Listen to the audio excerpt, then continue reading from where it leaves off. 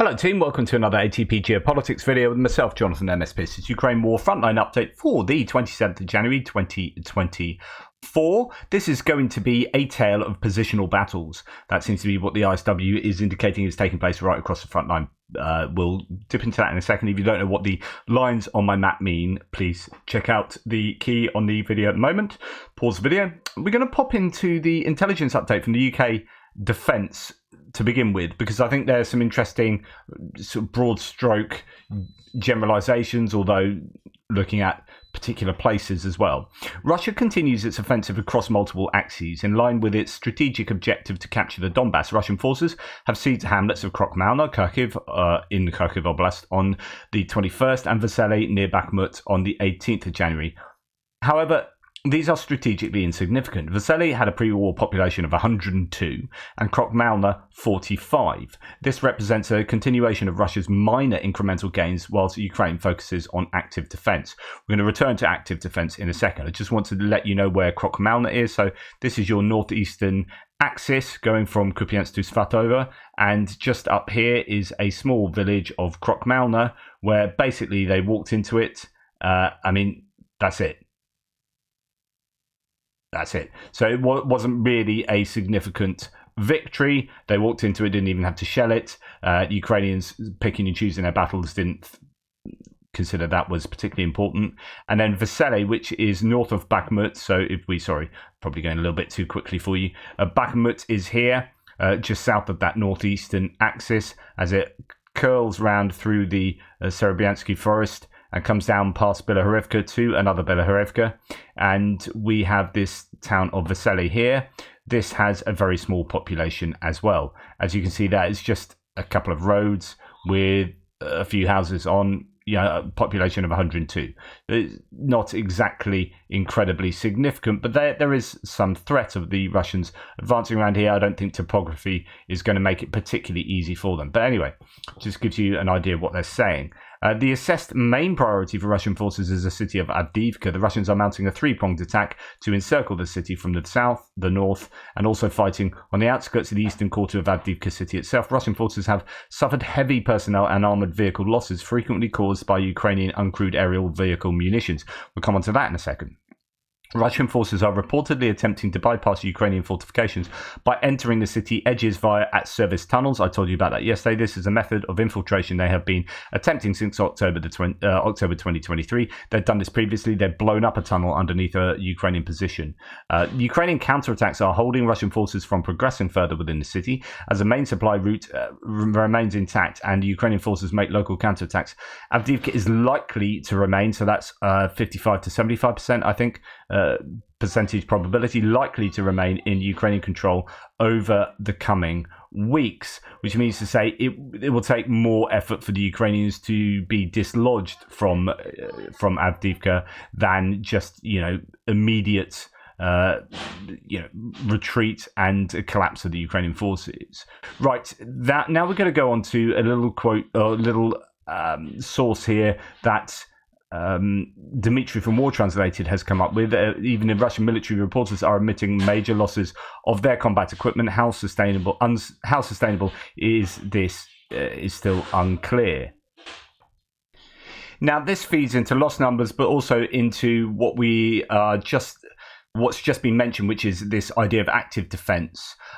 So this Russian source says, they often write, of course, that I exaggerate the number of damaged vehicles, but this is just one of the intersections of tree lines in the Avdiivka area, and there are dozens of such places. So talking about that photo there, and as you can see, just a vast number of pieces of kit. So this might have been actually, I wonder if this is a photo that Andrew Perpetua added a load of equipment from to his list this morning, because there are a bunch of MTLBs, these APCs and other vehicles that he said were older, not something particularly new, but something he hadn't come across. Anyway, as I already wrote, says this the Ukrainian Armed Forces tactics for the year are the maximum destruction of our equipment and personnel, being on the defensive and retreating to the next positions. If holding the old positions can lead to large losses, this will allow them to balance the equipment ratio by next year and will also give them time to build new lines of defense. But what am I talking about? The Ukrainian front is cracking and we continue to attack powerfully and stronger and stronger. He says, brackets irony. In other words, the Ukrainian front isn't cracking, and they aren't continuing the Russians to powerfully attack stronger and stronger. So this is the Russians saying, don't listen to the Russian propaganda in a sense, and the ratios of losses are working in favor of the Ukrainians, so that there might be parity in equipment at some time in the future. I think that's absolutely fascinating and really does verify, it somewhat confirms the loss figures that we are discussing on a daily basis. It really does. Then you put that together with this. So the White House is apparently overhauling Ukraine's strategy for 2024, and I get this as well, shifting from Russian weapons in to retake land to a long-term military build-up instead. So this is more sustainable provision of weaponry and a whole strategy that isn't, right, you're going to retake shed loads of land here and there. And it goes back to, and I hate to say this, what I've been talking about for some time, and let me explain in a second. Anyway, officials said plans don't anticipate major gains against Russia. The goal is strengthening Ukraine's forces. So I've talked to you previously about the attrition needing to happen. So I'll go back, repeat myself.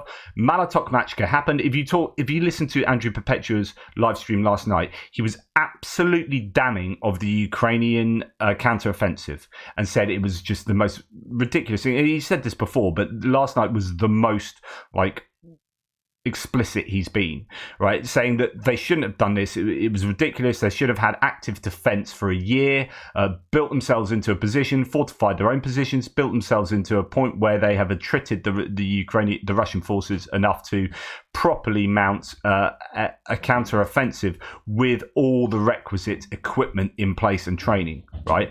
But instead, they kind of went through with this attack in a place that was the single most defended position in the whole of Ukraine. And this is what I said to you previously. I don't know why they're attacking at Robotyne. I'm sure there must be some reason, I was saying, but I just don't know what it is, because it looks like this is the most difficult place.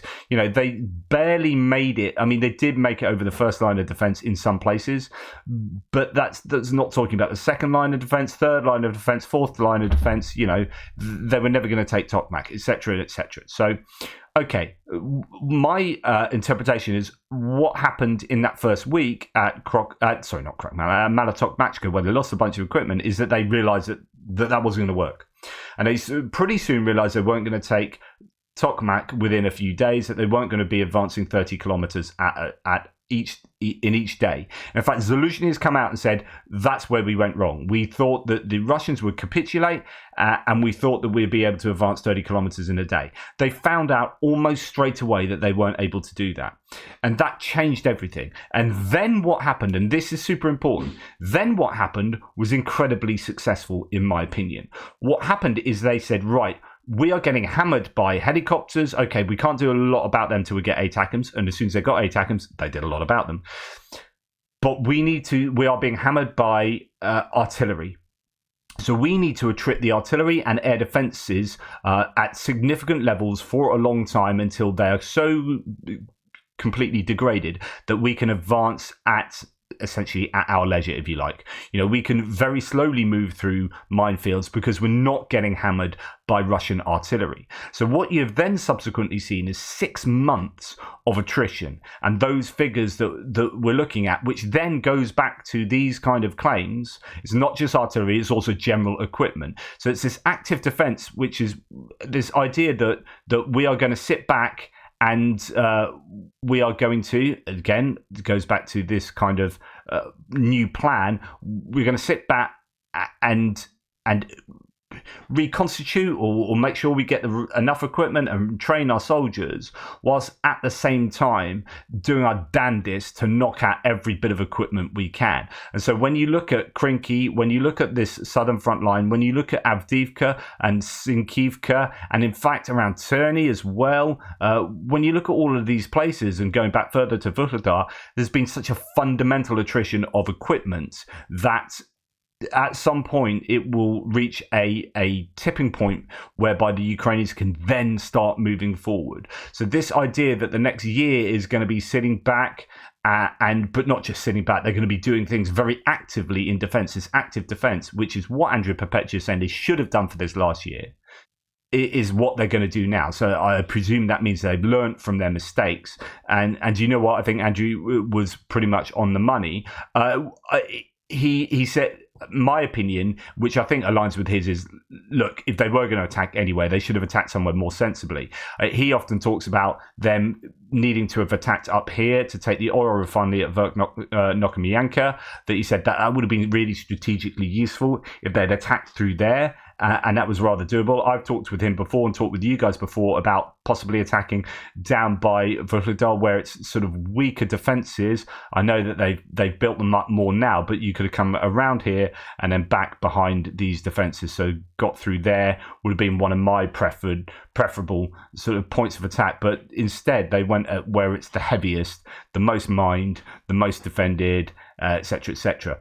So anyway, I think this is very interesting because I can foresee a point where the Russians just are going to run out of equipment. And that's why I focus on those equipment losses on a daily basis and talk about the ratio. Those ratios are so bloody important. And that's exactly what this Russian chap here says, which is, this is not sustainable, what the Russians are suffering at the moment. And, I get called out for this by fellow Russians because obviously I'm not being positive enough. But actually, we aren't going to break the Ukrainian front lines doing what we're doing at the moment, and we are just being attrited at unsustainable levels. Right, to go now properly look at the front line from Kupiansk to Svatove to Kreminna, there are no changes to my mapping sources. Indeed, the ISW Institute for the Study of War, American military think tank, say continue positional engagements. In fact, that's what they say in almost every single paragraph. Continue positional engagements in the Bakhmut area as well, but we're actually going to have a little look at that. So as we come down past Kreminna, positional engagements. Now, there are some gains, as according to Syriac maps, in this northern area, in this southern area of Bakhmut, around Ivanivska. And this is something of a worry. Andrew Perpetua talking about this last night, saying that actually the Ukrainians have stopped the Russians from making too many more advances around this area immediately north of Klishchiivka. So they've kind of taken on a different tactic, which is to move through the forests north of there and try and get to Ivanivska and sort of go this way, take Ivanivska. Ivanivska is apparently under quite a bit of pressure, maybe even sort of come down further to the northwest of Klishchiivka. So there's some success for the Russians there, as according to Syriac maps. We'll pop into what Syriac says. Russian army took control over new positions in the high area between Klishchiivka and Ivanivska. It has been mentioned in the last hours of an advance of Russian troops in the center of Bodanivka. The truth is that the fighting continues in that area, and there's been hardly any changes for days. The forested area west of the town that was claimed under Russian control was never captured and was never shown as such on the map. The Russians have not taken the heights further south and north of Bodanivka, which would allow not only the capture of the locality but also the southern Ivanivska.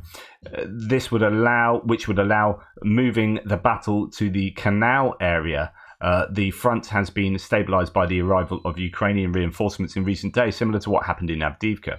Okay, so there's quite a bit of mention here of Bodanivka, which is further up here, and talking about potential different advances in these areas that could link itself to taking Ivanivska and so on and so forth. The Institute for the Study of War, on the other hand, says a Kremlin-affiliated mill blogger claimed that Russian forces advanced on the outskirts of Ivanivska. Okay, yeah.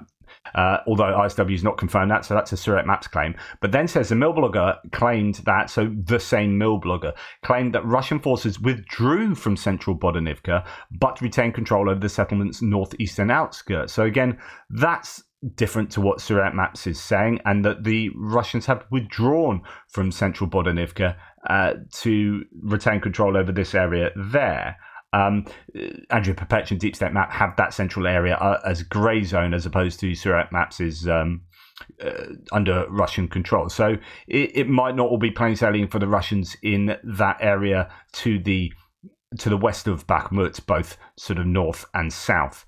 But anyway, that is what the mappers have for there, or not in some cases. Then we come to Avdiivka, and we have some rejigging here from the 26th.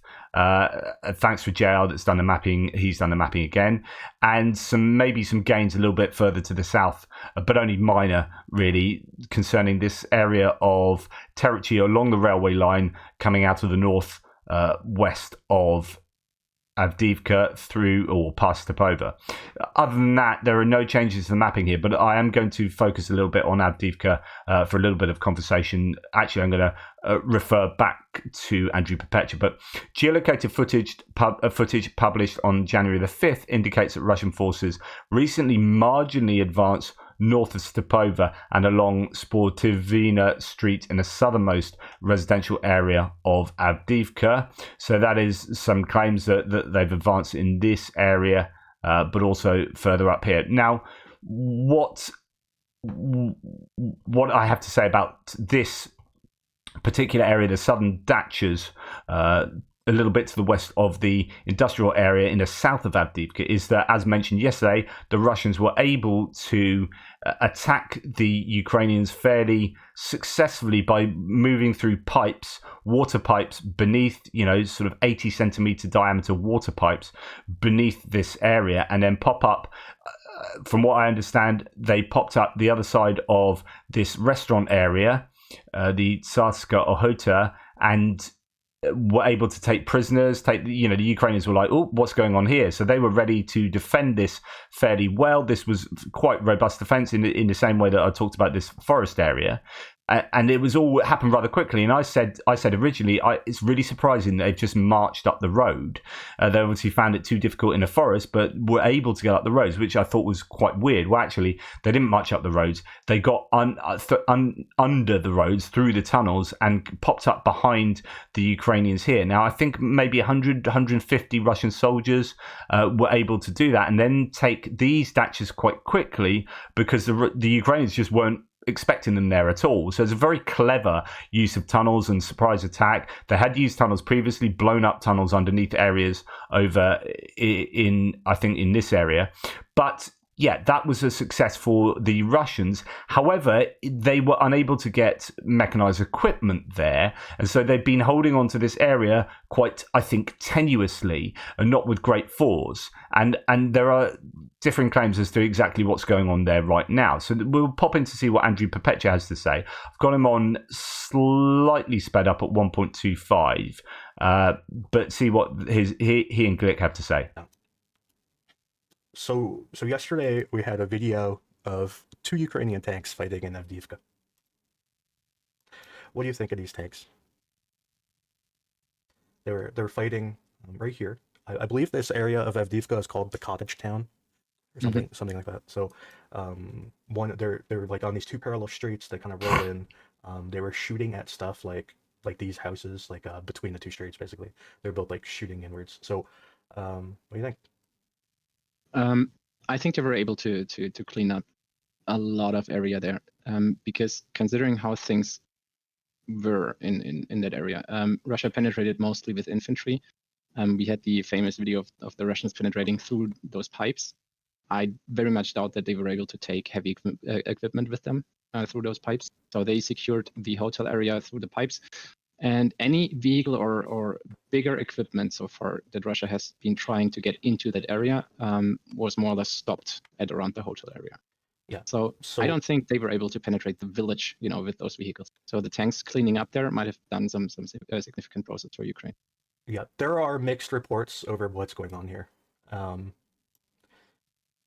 I've seen reports that Russia has completely pulled out and they left entirely, including the hotel. That they've pulled all the way back to basically the railroads. I've also seen things that they've abandoned the hotel, but they still hold part of the cottage town, which I can't even comprehend. Well, that would be a very nice thing of the Russians to do. Here, guys, have fun. We're out of here. Yeah. So yeah, and I've also heard that this is all just contested. I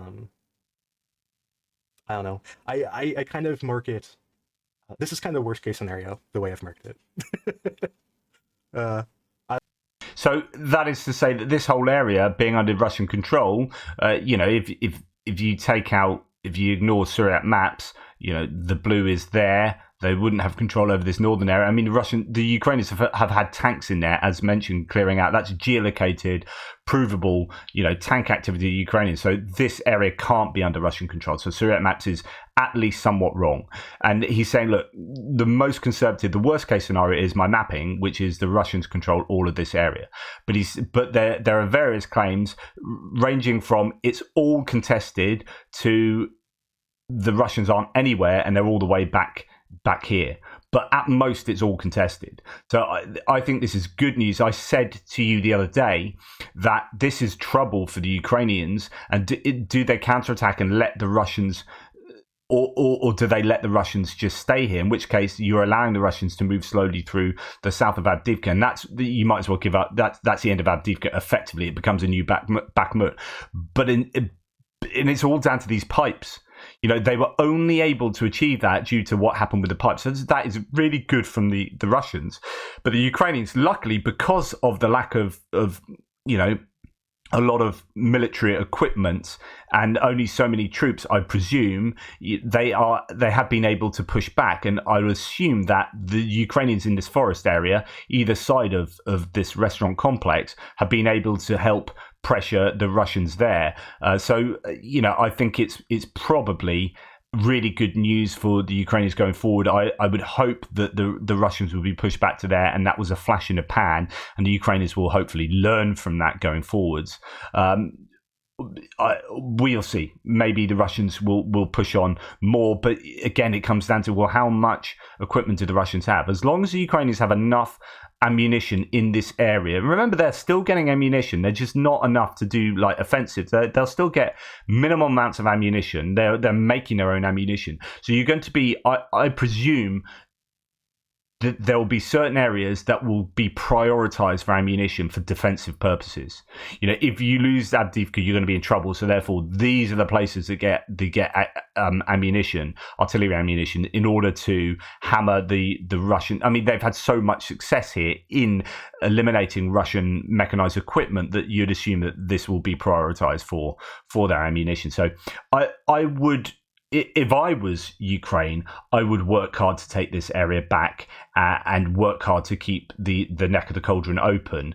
This to me, it's not massively strategically important, to be honest, or operationally important. They can lose Avdiivka. It's not the end of the world at all, not by any stretch of the imagination.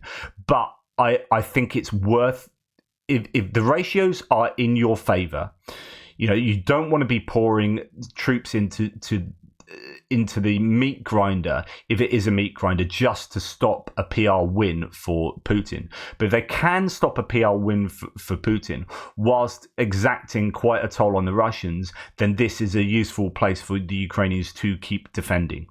That is my opinion, and I think that's why they're doing that. It has been incredibly expensive for the Russians, and the ratios have been very much in favor of the Ukrainians, and therefore keep going, because that is part of the active defense rationale, right? You are defending, but you are hitting the Russians where it hurts, often here and there, whilst not being bothered about taking huge amounts of territory. You'll be pushing and probing, but as a way of having small tactical gains, but really it's about attrition. Right, then we are going to go to just around Marinka, just north of Marinka. Some apparently, according to Surat maps, a gain of that mine again between Marinka and Krasnohorivka. Andrew Perpetua had that as being gained recently by the Ukrainians. We'll see. I'd be interested to see what Andrew Perpetua has to say about that, but the other mappers don't have that there, so I would be surprised. Well, no, I wouldn't be surprised if they have taken it back, but it's one of those places which seems to change hands quite frequently, and it's quite out in the open, this, so it's quite prone to being hit by both artillery, by, I presume, mortars as well, but also quite a lot of drone activity in that area. So it is one of those places where, yeah, you take it, but you are sticking out like a sore thumb. It's a very flat area around there. Right, okay, moving further on, and actually we go to the ISW. There, look, positional fighting, positional engagements. And then we get down to positional engagements again, but something more to say about Krinky. So that is the rest of the front line is positional engagements. Deep State map does have some gains for the Ukrainians, but it looks as JR states here like it could be a rejig or it could be some gains. I mean, we have heard of the Ukrainians still pressuring in a number of areas around here, but I don't know if that's more active defense pressuring or whether they're just seriously actually trying to make inroads into this very difficult area that's packed full of minefields and Russian defenses.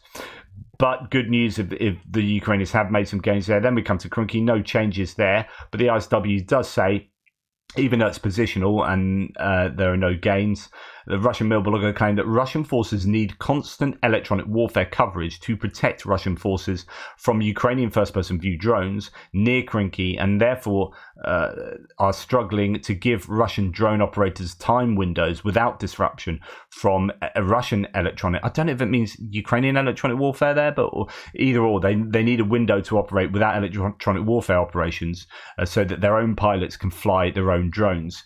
So it may be, actually, that would be Russian electronic warfare. So, right, let's translate that. The Ukrainians are flying so many drones in this area that the Russians are trying to hit them with electronic warfare. But with electronic warfare, the problem is it doesn't particularly explicitly target the enemy's drones. It's just going to knock out. Usually, it's going to knock out anything trying to fly in that area. So in order to knock out all the Ukrainian drones, you're necessarily invalidating your own drones from flying. And I think that's what they're saying there, is that they need to be able to give themselves windows to operate, but they can't because it's kind of like relentless from the Ukrainian drone operators, so that they have to put up their electronic warfare defenses, and it means they can't themselves operate offensively. Having said that, the Russians are having success in destroying things on a river here, whether that is particularly around Krinky. So it could be that the electronic warfare is operational around Krinky, but actually across the Dnipro over here, they are able to fly their drones and hit the Ukrainian boats as they are going about doing their business. It is pretty difficult around there, as we've heard many times. Anyway, anything else? No, that's something completely random. So that is all I have to say about the Frontline update today. I think it's going to be interesting to see a change of Ukrainian tactics. It's going to be interesting also to see whether they are going to have to adapt things in light of potential and actual lack of assistance from big players like the US. So they are going to have to take into account what's going on now, of course, at the moment, with a lack of equipment, lack of ammunition particularly. But also, even if they do get the $60-odd billion package from the US eventually, they need to also be planning in contingency plans for if there are holdups in particular countries. So say there's a big resurgence of the AfD in Germany and there's a political upheaval and they don't get those packages from Germany, how does that affect what they're doing? All of these, they need a plan B and a plan C all the time. But that's what it is. That's what's happened the last 24 hours. Thanks for watching. Please like, subscribe and share. Really appreciate all your support. Take care. Speak soon.